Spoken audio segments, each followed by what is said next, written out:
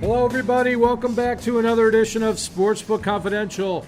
My name is John Sullivan, and I'm coming to you live from the FingerLakes1.com studios in Seneca Falls, New York. And this little show here is to help you learn and grow as a sports bettor. So we had a week off last week, and we're back, and it's the middle of summer, and we've had the All-Star break. So we're going to start our transition towards football. And in today's show, we're going to talk, or have our first preview. And what we're going to do over the next few weeks is go over each division. And today we're going to start with the NFC West, and I guess we're going to work our way all the way to the East. So we've got a preview of that division in NFL. Of course, I've got my model-based picks for Friday Night Baseball. And we have Week 5 in the CFL, and there's 3 games left this week, so we'll take a look at those, and I'll have my picks for you at the end of the show. But before we do that, as we always do, we're going to start by updating our bankroll. And we had this is 2 weeks ago, the results, but we had a very good week, went 4-1. I've made the huge mistake of betting an under at Coors Field, and that kept us from getting a sweep. But let's take a look here. Starting bankroll, $582. And we had the Dodgers under at Coors Field, and that was a loser, minus $19. And we had the Nationals minus 1.5 on the run line, and that was a winner for a $19 profit.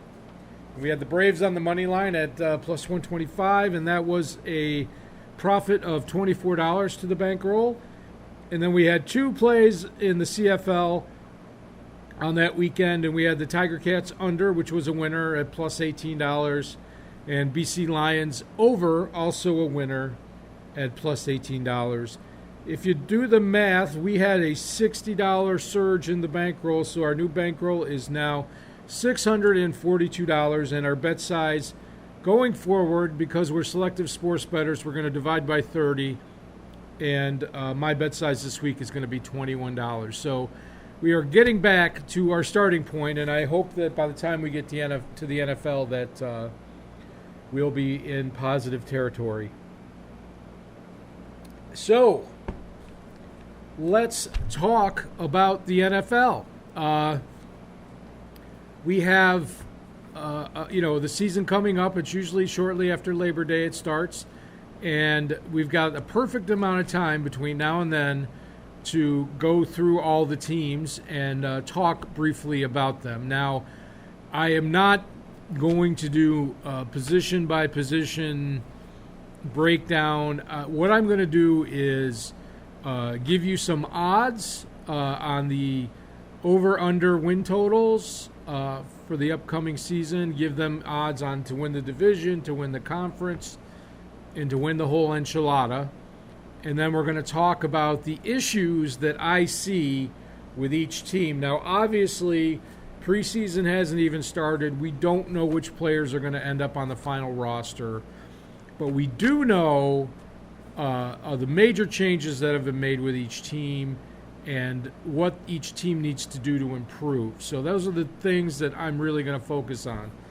So today we are going to start with the NFC West, and of course, for those of you that do not know the divisions, the NFC West consists of the Los Angeles Rams, who lost in the Super Bowl, the Seattle Seahawks, the San Francisco 49ers, and the Arizona Cardinals. So let us start with those Rams.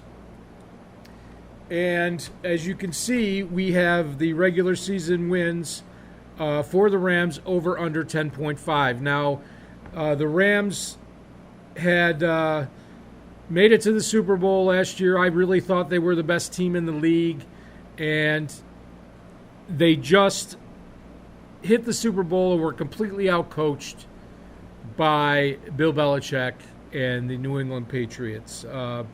However, they were the cream of the crop in the NFC last year, and you have to believe that they will compete again for another chance at the Super Bowl. Big question will be how hungry they are.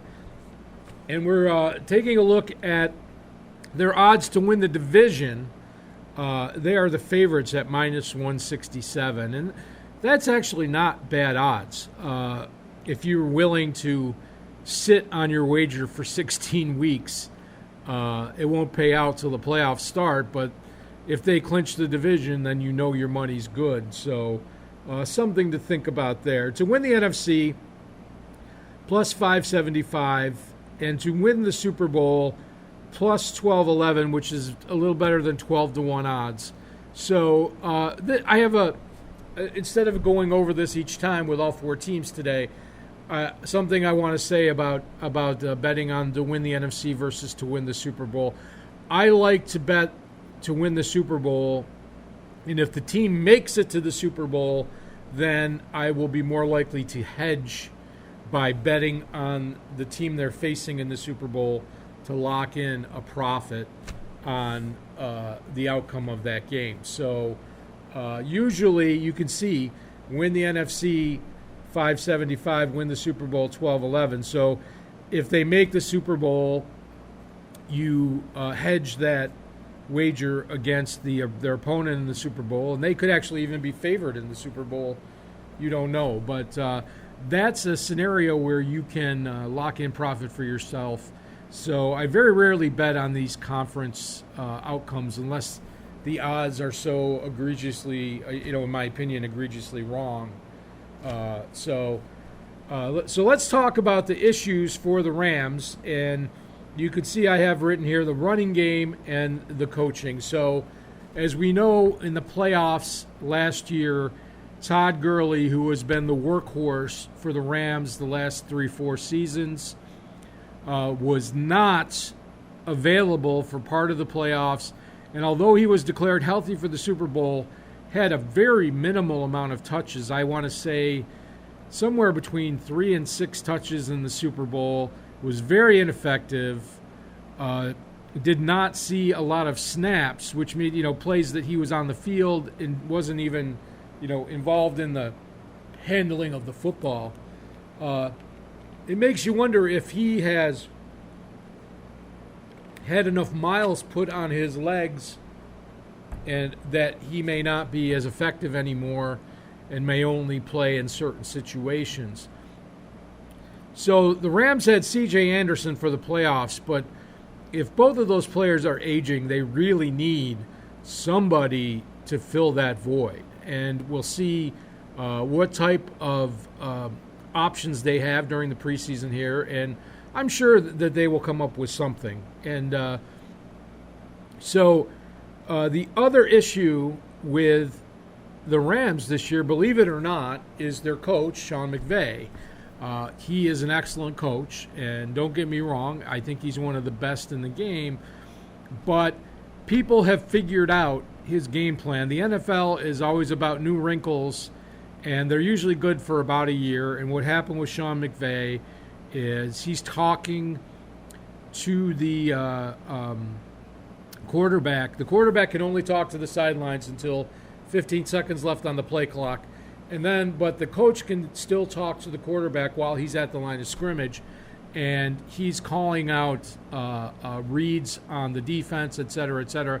And that was working very well for a period of time, but Belichick saw that by faking defensive looks at certain time left in the play before the snap, it caused confusion for the Rams, and McVay could have within that game solved that problem by doing a no-huddle offense and not giving the defense a chance to change their looks, but he didn't. So how he responds to what Belichick figured out and all the other teams are going to copy now is a big issue. So can he take it up to a new level or come up with a new wrinkle to counter this particular type of defensive strategy? We will have to see. But very interesting. I still like the Rams. If they can stay healthy and find a running back to fill the gaps, I feel like they will be very competitive. So let's move on to the Seattle Seahawks. Of course, you got Pete Carroll and Russell Wilson as the quarterback. Very exciting player, Russell Wilson, but has not had a complete team since his Super Bowl years. So let's look at the regular season wins over under 8.5. Boy, it's tough to guess right now where they're going to be. This is definitely a team that's going to be in that 7-9 to 9-7 range. So that's a really tough bet to make. To win the NFC East, plus 280. They're the second favorite. Don't really like that. Not enough a payoff there for me. Win the NFC, 1250, about 12.5 to 1 there. And to win the Super Bowl, 29-20 or 29 to 1. And those are pretty fair odds to win the Super Bowl, but boy, I don't know if they can even get to the playoffs, much less the Super Bowl. Big issues for the Seahawks are the receivers and the defense, as you can see. We're going to start by talking about the receivers, which have been lacking in the last 3 to 4 years. Russell Wilson has been kind of running for his life in the backfield. They've had a decent running game. The team was not built to come from behind, and his receivers had not stayed healthy, and his receivers most of them have aged off their peak years, and they're very undersized receivers, like Josh Dotson for one. I'm sorry, Tyler Lockett, excuse me. Dotson is with the Redskins. But they need some size in their receiving core, and they could definitely use a solid receiving tight end. And what they're going to bring to the table this year, I'm not really sure at this point.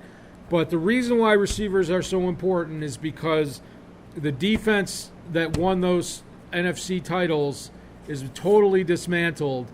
And the only way this team is going to remain competitive is to score more points. They're going to need to score more points than they had in the past because the defense will be lacking, especially in the secondary. And this is a team that's going to be looking to put up, 24 to 31 points a game in order to be competitive. And there's going to be a lot of passing involved. So if Seattle goes out and tries to pound the ball on the ground and shorten the game by eating up a lot of clock, they are not going to do very well this year, in my opinion. Again, it's still very early, and we're going to see where they end up as we go along this season. Next up in the preview is the San Francisco 49ers.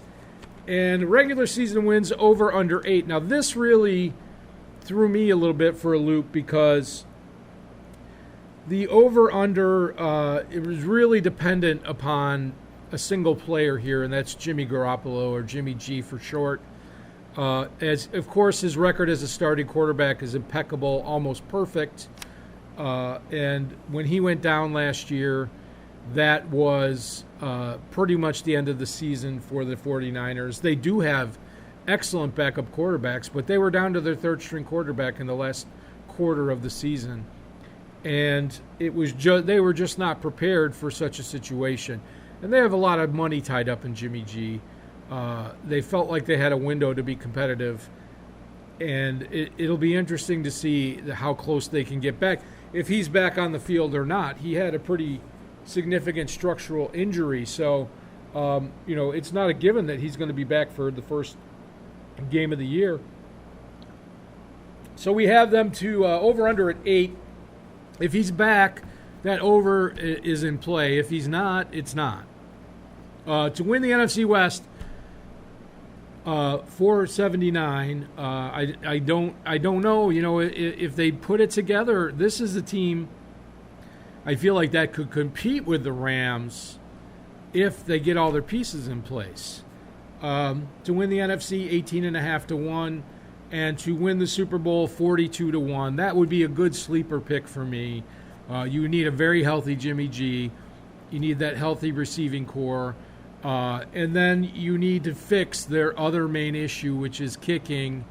They had their kicker, Robbie Gould, who they tried to franchise, and he did not want to play for them, and I believe he ended up being a free agent. He did not want anything to do with San Francisco anymore, which makes you wonder if it's a front office thing or it's a direction of the franchise thing, or he just had a personal reason for wanting to go to another city.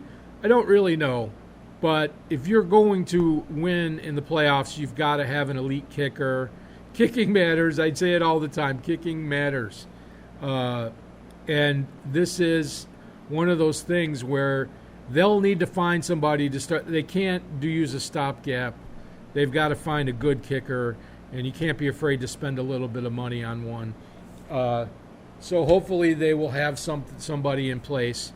But no chance of a division title without a decent kicker there. So that we're going to move on to our last team in the NFC West, and that's the Arizona Cardinals, who traded away their quarterback, got a new coach, and drafted a brand new number one quarterback. And, of course, they have David Johnson as their dual threat running back that never seems to stay healthy anymore. Regular season win totals over under 5. That I think 4 is what you're going to be shooting for here. If they catch some teams by surprise, it'll be 5 or more. But I don't think they're going to be very competitive this year. This is a team, if you're a fantasy football player, this is the team that you want to keep an eye on. You're going to have a lot of cheap players running a highly up-tempo offense, and this might be one of those things where they're going to gain a lot of yards, but they'll turn the ball over. And as you know, in fantasy sports, you get lots of points for yards and touchdowns, and they take away points for fumbles and interceptions, but it's not that much. It's not weighted that heavy, so you know, if a guy runs 80 yards and then he fumbles the ball, well, that's still good for fantasy. So let's take a look at the odds here to win the NFC West. You got 25-1. To win the NFC outright, you got about 67-1. And to win the Super Bowl, you've got about 117-1. Big issues, experience, and coaching. Like I said, there's going to be a lot of young players. Cliff Kingsbury is the new head coach of the Arizona Cardinals. He is going to bring in his type of player, so there's going to be a huge amount of turnover in the roster. Obviously, they've got Kyler Murray as their number one draft pick quarterback. He is going to take over a high-power system. You wonder how many touches David Johnson is going to get when you've got Kyler Murray, who's going to be is an agile, athletic quarterback who may be doing some running, and they will be looking to throw the ball more than run the ball. So I feel like he's kind of a lost piece in that whole puzzle. I mean, he's obviously a guy you want to have in your backfield, but depending on what they're going to do with their offense, you know, maybe they trade him. Who knows? Who knows? It'd be interesting to see what kind of lineups they run out during the preseason. But I have very little expectations for the NFC West, for the Cardinals in the NFC West. Like I said, it's the Rams, and if Jimmy G is healthy, my sleeper pick is the 49ers. And that's it for the NFC West and for NFL today, and we'll talk about another division next week. So let's move on to Friday night Major League Baseball. Today's the first full schedule since the All-Star break, and let's get right into it. We've got one afternoon game, the Pirates at the Cubs. Cubs 0.56 run favorites at minus 162, not a horrible price. Better value on the board. Nationals 0.9 run favorites, minus 142 at the Phillies plus 131. You kind of like the Nationals in the second half to make the playoffs here. The Mets at the Marlins, pretty much a coin flip game, and the odds pretty much show that it's a coin flip. And then you got the Blue Jays at the red-hot Yankees. Yankees favored by 2.29 runs. Plus 260 for the Jays, minus 288 for the Yanks. If that was not the Yankees, that plus 260, if it was the Orioles, they're getting plus 260, I might take a bite. But I keep telling you, when you see those numbers, that 230, 250, 300, if the team's basically healthy, it's usually a good bet. You're getting better odds than the probability. So Rays 0.87 run favorites minus 157 at the Orioles. Again, very good odds, better value on the board. Dodgers 0.12 run favorite plus 104 at the Red Sox minus 113. Value on the Dodgers there. Twins plus 128 at the Indians 0.43 minus 138. The Twins have really struggled in July, and if they don't get it together or make some moves, they're going to fade, and that whole division's going to be up for grabs. It'll be interesting summer in the AL Central. Astros 1.36 runs minus 205 at the Rangers plus 188.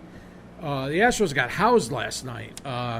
Will they come back and score some runs? We'll see, but no value really on that game. And continuing on our Friday schedule, we have the Giants plus 172 at the Brewers, 0.96 run favorites, minus 187. Once again, pretty fair value there, but better value on the board for us. Diamondbacks plus 106 at the Cardinals, favored by 0.01. Minus 114, excuse me. So you got a pretty much a pure coin flip game there. So in that scenario, you would take the Diamondbacks. The Reds plus 119 at the Rockies, 0.26 run favorites, minus 129 at Coors Field. Don't really know what's going to happen there, and I'm probably going to just stay away from that game. Mariners plus 150 at the Angels, 0.56 run favorites, minus 163. Angels' pitching rotation is shook up after the death of one of their starters. A very shocking young player, Tyler Skaggs. I'm sure that they're ready to compete, but the question is, do they have enough pitching and enough rest to fill the void? White Sox plus 159 at the A's, 1.11 run favorites, minus 173. Obviously a pretty heavy favorite there. Pretty fair value. Not sure it's the best value for us. The Braves, 0.14 run favorites, minus 104 at the Padres, minus 104. You got a coin flip game and the odds. The Braves are favored a little there. And the Tigers and the Royals. I have the Royals at 0.79 run favorites, but we don't know who the Tigers starter is going to be, so question mark, no odds out yet for that game. So that is it for Major League Baseball Friday. I'll have my picks shortly here. But before we do that, let us move on to my favorite, the CFL, and CFL Week 5. And we've got 3 games left, 1 tonight on Friday and 2 on Saturday. Let's start with the Friday game. And we have the Argonauts at the Blue Bombers. Argos are arguably the worst team in the league, and the Blue Bombers are obviously the best team in the league. So minus 14.5 is the spread, and 51.5 is the total. And you're going to say, John, what do you do in this situation? And I say, viewer, it's a parity league. The teams are even more often than not. Even though this is the worst team against the best team, I'm taking the points.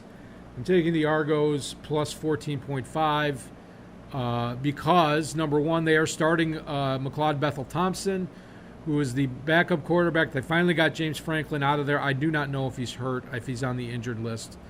But he was a player that could not throw the deep ball. And as I have said on my Twitter many times, the team that throws the most deep balls usually wins the game in the CFL. And the Argos have a very good receiving core. And they have very good running backs. And this was a situation where there was a quarterback that was too indecisive. He didn't throw deep balls and got picked off. He just held the ball or always checked down, and the defense knew what he was going to do every single time, and you saw the results. This team really struggled, and then they lost that really tough game on the Rouge or the single at the very end last week against the BC Lions. So on Saturday, we have the Alouettes at the Red Blacks. Alouettes coming off that upset win.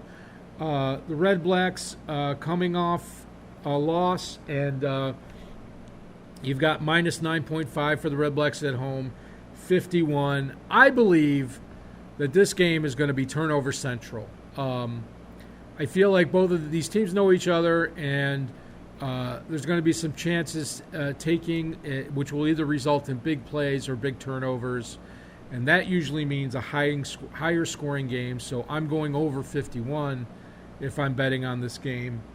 9.5 is a lot of points here. There have been so many double-digit spreads in the CFL. In previous years, if you ever got a 14 or a 15-point spread, boy, that was rare. And it seems like they're out here every week now. And you really have to, if you get a really super high total, you really have to bet the under. You have to kind of play that game where the median score is the most, on the if you made a distribution chart of possible scores, that median score is the one that has the highest probability of happening. And so that's where your winning bet is going to lie. So I think this game goes over here. I don't like the spread. And then Saturday night, you have the Stampeders at the Tiger Cats.